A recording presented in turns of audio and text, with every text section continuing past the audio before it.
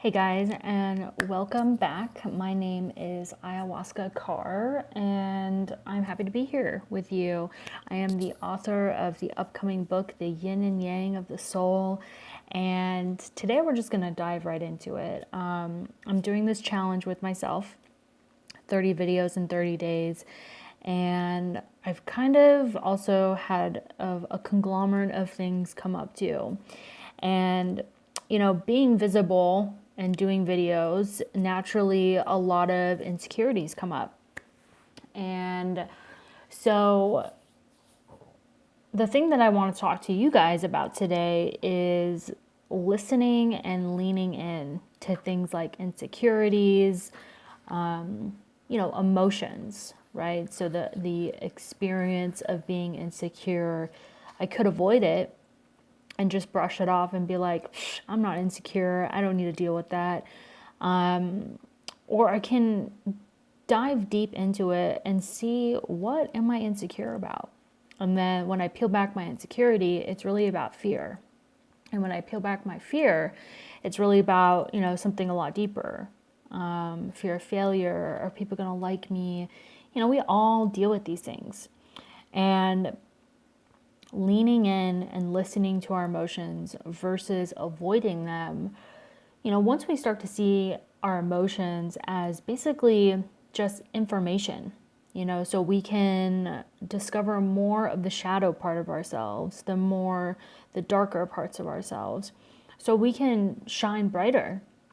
And it's funny because there's a theme right now going on, dark versus light. And really, we need both. There's no way to stay in the light all the time. That's just like impossible. I love how my mandala right here is like black and white. And, the soul, there's a yin and yang to the soul. That's what my upcoming book is all about, is that, we need both along this journey. And so I just want to dive right in and talk more about leaning in and listening to basically our emotions, and what underneath is that usually is pain. And when we really give it space, and we can hold space for ourselves, or even ask other people to hold space for us, we're able to release old stories, energy. We can discover emotional needs. And so what do I mean? I'm just writing this as we go. What do I mean by old stories? So, if we really sit there and meditate and give ourselves the moments, which it might, feel like an eternity sometimes, because sometimes, when we're triggered, we can feel very painful.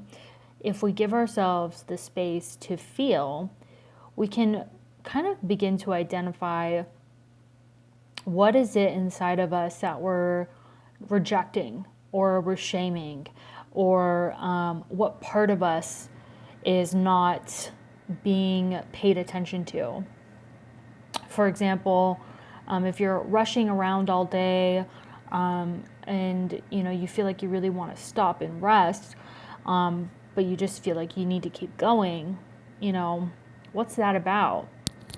So checking in with the internal self and being like, well, what does that part of me that wants to rest need? It needs to fucking relax, right? And realize that, you don't always need to be go, go, go. However, there might be another part that's telling you that you do have to be go, go, go. And where does that part come from? Is that from you, or is that from somebody who is from your past? We tend to internalize family members that we grow up with, or what we saw as children, and then we just repeat it, And so what we want to do is start to become more aware. Why are we doing the things we're doing, and why are we thinking the things that we're thinking? Are they authentic, true, genuine thoughts? Or is this an internalized family member? And so when we begin to slow down and actually pay attention, we can figure out the story. Like, in order to be loved, I need to do things. for example. And so where did that story come from? Oh, that came from, my mother and my father. Okay. And then you can begin to get in touch with that part of yourself that just wants to rest, and begin to maybe percolate some of the grieving process behind that. Maybe you spent years and years of your life just projecting yourself into the third dimension, which we call, like, here and now, the present moment, society, and you haven't really sat to think about what you want or what you need. You've been living off of a narrative that was given to you, that was programmed into you. And so when you begin to release the energy of that from your central nervous system or from your brain or from your body, we get to cry, we get to grieve, we get to release. And we allow the inner child to feel the feelings that maybe he or she never got to feel, or they, depending on if you have pronouns and that sort of thing. So, emotional, and then our true emotional need can come through. Not the needs of the family, not the needs of any other people, but we can start to tune into actually what we need. And we can step into a process called reparenting. So it's reparenting, meaning giving ourselves what we need, not relying on an external source too much, right? Because we all need social contact. So that's definitely not what I'm saying, but shifting it from the external locus of control to the internal locus of control. I can fulfill my needs. And then you start to really put the power back into your hands. And believe it or not, this is all coming from listening and leaning into your emotions versus avoiding them. Avoiding often ends up in addiction, overeating, reactivity. So maybe getting really angry at somebody, snapping at them. There's something inside of you that tells you are not living life consciously. You are reacting to life. And it really does take a certain amount of time, space, and energy to get to this place of where you can feel centered. But even when you do feel this way, it is a daily effort in choosing to lean in and to learn from the emotions rather than avoid. And so usually you'll know that there's a lot of emotional buildup because you'll feel it in your body. You can sometimes feel pressure in your chest. You'll feel pressure in your head. You'll feel pressure in your stomach. And I know everyone's different.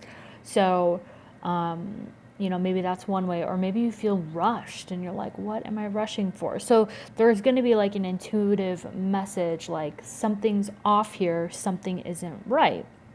And so what we want to do is become observant and curious and aware. Observant, curious, and aware. And that requires us to slow down and start to take inventory of what's happening.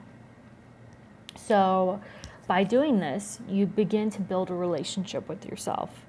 You begin to build a relationship with the inner child, and then you also build a relationship with your inner parent, not the internalized parent from your family. You don't want that. You want to start to internalize your own parent, and really that can be as simple as, what kind of parent do you want to be? You want to be a funny, loving, sometimes you can break the rules kind of parent, which that's what my internalized parent is like, definitely not rigid, because I grew up in a rigid family, and we just don't do that anymore. So you basically get to write the rules of your internal world. And so once you begin to take ownership, that powerlessness that was learned in childhood slowly fades away. Now, there won't be days where you don't feel powerless, because, shit just gets real sometimes and it's fucking crazy. But I'm talking about for the most of the time, your minute-to-minute psychology and emotional experience internally and then externally completely begins to shift. And It really starts with this leaning in and listening versus avoiding emotion. So go ahead and give this a try. Practice it. Tell me what you think about your process in beginning to lean into your emotions rather than avoid them, and what happens for you. Feel free to leave comments below. Remember to subscribe and like this video. I'm just getting started at this.